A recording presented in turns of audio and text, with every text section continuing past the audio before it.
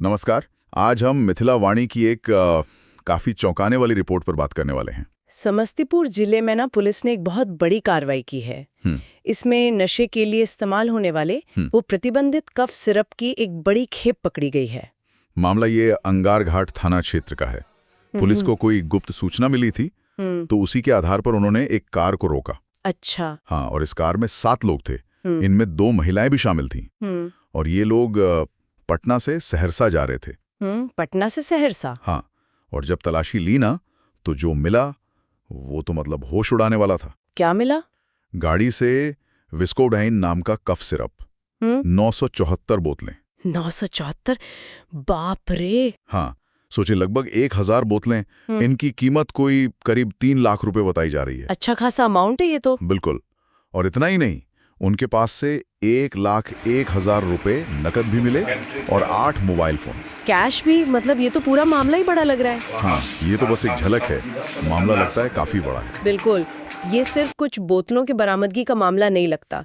जैसे आपने बताया, 7 लोग गिरफ्तार, इतना कैश, और ये पटना से सहरसा वाला रूट, ये सब तो एक, आप कह सकते हैं, एक संगठित गिरोह की तरफ साफ इशारा कर रहा है। हाँ, इसे हम एक इंटर डिस्ट्रिक्ट ड्रग तस्करी रैकेट कह सकते हैं शायद। इंटर डिस्ट्रिक्ट रैकेट मतलब ये लोग काफी योजना बनाकर काम कर रहे थे। हाँ, ऐसा ही लगता है।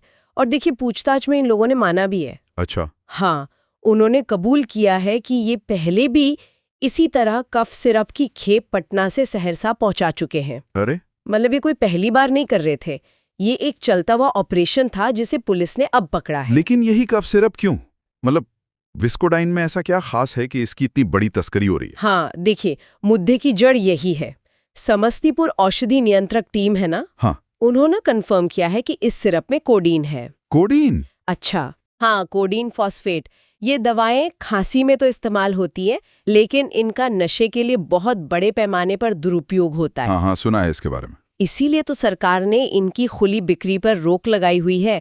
ये सिर्फ डॉक्टर के पर्चे पर ही मिल सकती है। सही। और जहां पाबंदी होती है, वहीं से फिर ये अवैध धंधे का रास्ता खुल जाता है ना? बिल्कुल। ऐसा लगता है कि ये जो नेटवर्क है, ये शायद पटना साहिब से ऑपरेट कर रहा था और सहरसा में इसकी डिलीवरी होनी थी।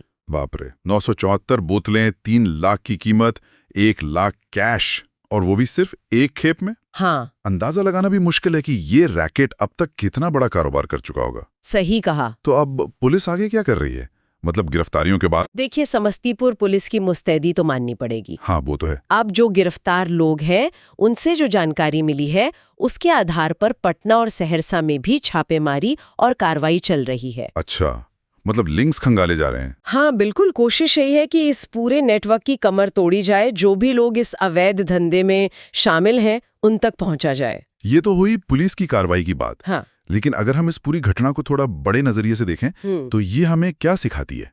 क्या मतलब निकलता है इसका? देखिए, ये घटना एक बहुत अहम बात सामने लाती है।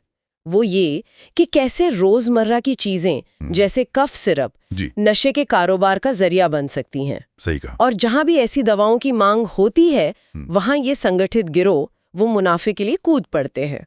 जैसे पता चला, ये खेप पटना में शायद करीब 2 लाख रुपए में खरीदी गई थी। हाँ। और इसे सहरसा में 3 लाख रुपए में डिलीवर किया जाना था। ओ, मतलब सीधा 1 लाख का मुनाफा एक ही खेप पर। बिल्कुल, यही है मुनाफे का खेल। तो ये मुनाफे का खेल ही सारी जड़ लगता है। हाँ। लेकिन फिर सवाल ये उठता है कि क्या सिर्फ इन रैकेट्स का भंडाफोड़ करना और सप्लाई रुकना ही काफी है? यही सबसे बड़ा सवाल है ना? हाँ। हम सप्लाई चेन को तोड़ने की कोशिश तो कर सकते हैं, और वो जरूरी भी है, इसमें कोई शक नहीं।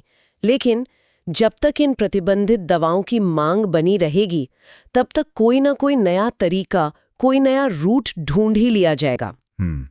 तो क्या हमें उन सामाजिक आर्थिक वजहों पर भी ध्यान देने की जरूरत नहीं है, जिनके चलते लोग, खासकर युवा, इन नशों की तरफ खींचे चले जा रहे हैं? बिल्कुल, ये सोचने वाली बात है। शायद ये सिर्फ एक कानून व्यवस्था का मसला नहीं है, ये एक गहरी सामाजिक चुनौती है जिस पर हमें सबको मिलकर सोचना होगा।